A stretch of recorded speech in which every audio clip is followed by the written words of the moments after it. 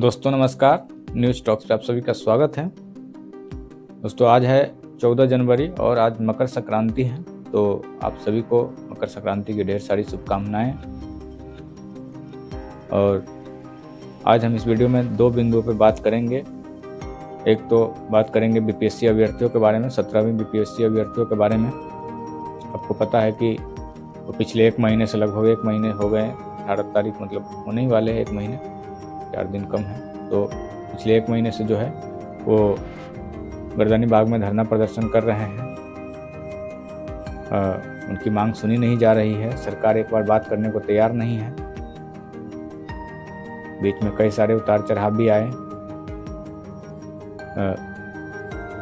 लेकिन अभी तक जो है उनकी बात सुनी नहीं गई है, उस पर कोई विचार नहीं किया गया है। तो वो कई अन्य लोगों से मिले भी, जो बड़े लोग हैं, जैसे मुख्य सचिव से उनके जो बीपीएससी अभ्यर्थियों के जो डेलीगेशन है 5, उसके बीच से जो 5 लोग गए थे,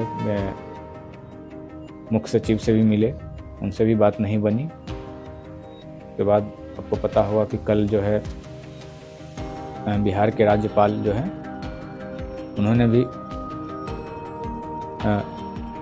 प्रशांत किशोर से आग्रह किया था कि वो जो है अभ्यर्थियों के जो डेलीगेशन है उनको भेजें अपने पास, और उसके बाद जो हम उनसे मिलकर कुछ निर्णय लेंगे। लेकिन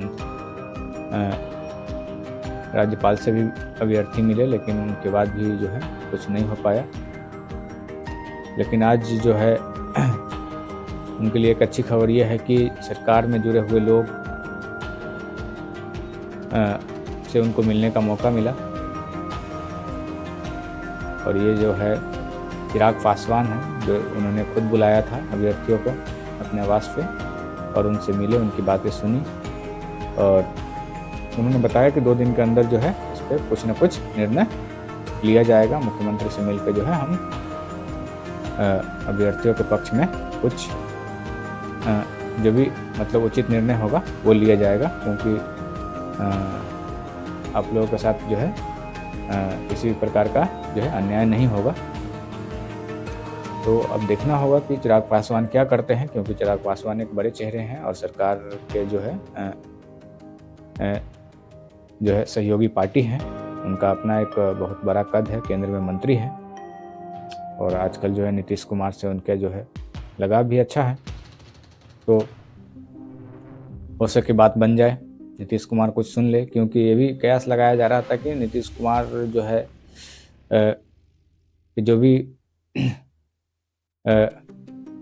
अपने आसपास जो लोग बैठा रखे हैं, जैसे आपने भी सुना होगा कि जो रिटायर्ड आईएएस अधिकारी है वो बिहार चला रहे हैं। नीतीश कुमार तो सिर्फ साइन करते हैं, कुछ डिसीजन अपने मन से कुछ लेते नहीं हैं। तो ऐसे में लोगों का मानना ये होता है कि नीतीश कुमार तक बात पहुंचती ही नहीं है। ज़्यादातर बात ऐसी होती है कि जो नीतीश कुमार तक पहुंचती ही नहीं है। जिन लोगों से नीतीश कुमार घिरे रहते हैं वो उन तक जो है बातों को पहुंचने ही नहीं देते हैं। आपको पता होगा कि कल भी जो है नीतीश कुमार अभी प्रगति यात्रा पे निकले हुए और समस्तीपुर में उनका विरोध प्रदर्शन हुआ। तो आक्रोश काफ़ी है जनता में, अभ्यर्थियों में, अलग अलग जो कंस्टिट्यूंसी के लोग हैं उसमें। कुछ दिन पहले मुखिया संघ है वो लोग भी आए थे पटना, और फिर से वो 28 जनवरी का शायद डेट दिए हुए हैं। उन्होंने कहा कि फिर से हम लोग आएंगे। तो अलग अलग कंस्टिट्यूंसी में जो है मुख्यमंत्री के प्रति जो है काफ़ी विरोध है, और जो उनके आसपास के जो लोग हैं उन तक वो बात पहुंचने नहीं देती है। इसलिए नीतीश कुमार कुछ जो है कोई बड़े डिसीजन ले नहीं पाते हैं। तो एक जो है बड़ी जीत है अभ्यर्थियों के लिए, और जो है देखते हैं चिराग पासवान क्या करते हैं। दूसरी जो है जन स्वराज पार्टी के जो सूत्रधार है प्रशांत किशोर, उनके लिए भी एक अच्छी खबर है, और उनका भी एक जीत माना जा रहा है, क्योंकि जो है आपको पता होगा कि वो 13 दिन हो गए उनको अनशन पे, मतलब आमरण अनशन करते हुए, अभी आमरण अनशन नहीं तोड़े हैं। बहुत सारे लोग, उनके पार्टी के लोग, जो यूपीएससी अभ्यर्थी हैं उन्होंने, और बिहार के महामहिम राज्यपाल ने भी उनसे अनुरोध किया कि आप अपने अनशन तोड़ दें, ताकि जो आगे की लड़ाई जो है लड़ी जा सके, और जो है लड़ाई लड़ने के लिए शरीर को स्वस्थ होना बहुत ज़रूरी है, तो इसलिए आप अपनी अनशन तोड़ दें। लेकिन उन्होंने अभी तक जो है अनशन नहीं तोड़ा है, और जीत इसलिए हम बता रहे हैं कि परसों आपने देखा होगा, बहुत सारे न्यूज़ में सुना होगा कि उनके जो है मरीन ड्राइव के आसपास जो है गंगा किनारे एलसीटी घाट जिसको बोलते हैं, वहाँ पे उनका एक टेंट लग रहा था, और उसको जो है प्रशासन ने जाकर रोक दिया और सबको बंद करा दिया, लगाने से मना कर दिया, क्योंकि जो है प्रशासन में जो है डर बनी हुई थी। क्योंकि आपको पता होगा कि गांधी मैदान से जब से प्रशांत किशोर को उठाया है, तब से कयास लगाया जा रहा था कि अब दूसरा ठिकाना प्रशांत किशोर ढूंढेंगे, अस्पताल से आए तब। लेकिन ऐसा कुछ नहीं था।